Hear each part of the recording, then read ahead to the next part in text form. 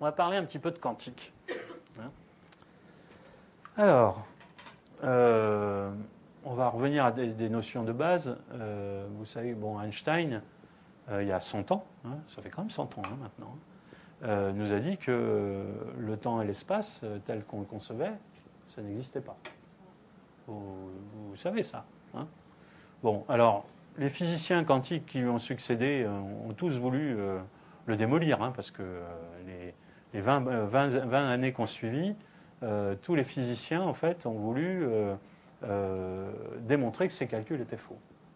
Et puis, manque de bol, ils sont venus confirmer ces calculs. Et donc, aujourd'hui, on sait que le temps et l'espace, tel que nous, on le conçoit, c'est-à-dire celui de la montre, le temps linéaire, c'est une convention mentale, mais ça n'existe pas. Alors, mon petit bonhomme, je fais toujours le même, parce que je ne sais toujours pas dessiner. Je pense que dans 10 ans, ça sera pareil. Donc, qu'est-ce qu'Einstein nous dit? Il nous dit que le temps linéaire n'existe pas, mais qu'il est simultané et discontinu. Ça veut dire quoi? Alors, donc le schéma habituel, on est sur le passé, là on est dans le présent,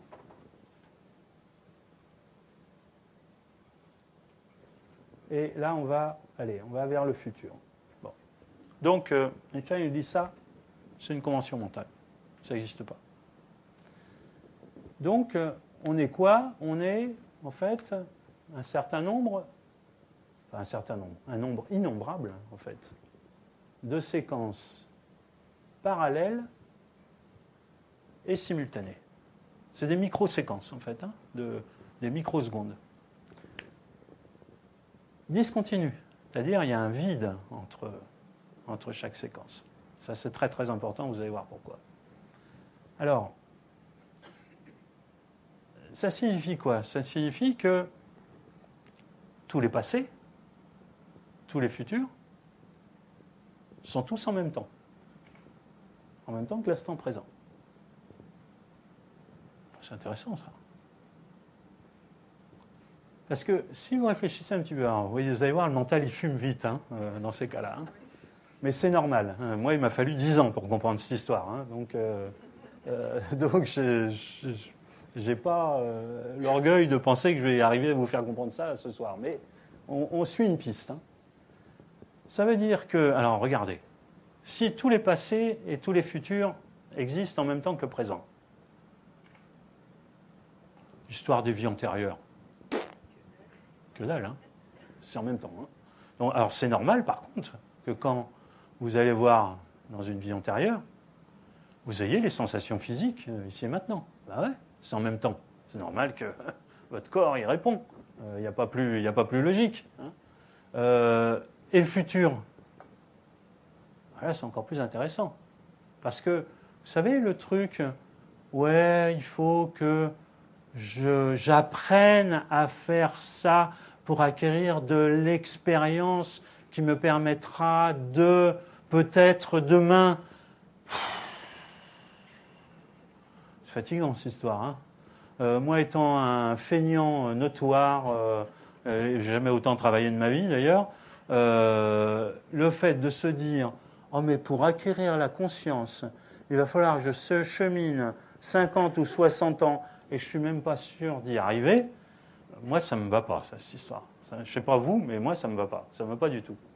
C'est-à-dire que la progressivité de l'expérience qui fait que... non, ça, c'est pas là-dedans. C'est là.